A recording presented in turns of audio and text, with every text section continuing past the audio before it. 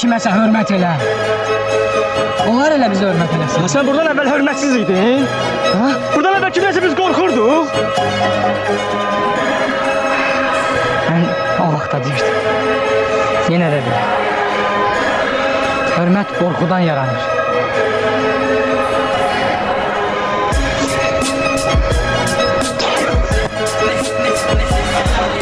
Bak kardeşim, senden çok xahiş edirəm.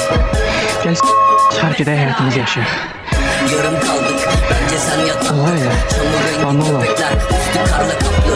Mən katılma, çıxar gedək həyatımızı yaşayaq. Ölmek istiyoruz çünkü Buna şeytan söyleyeyim. bize cehennemden boş Buna bir arsa söyleyeyim, yoktu, sattı. bas. Yarım kaldık, saçmalama artık.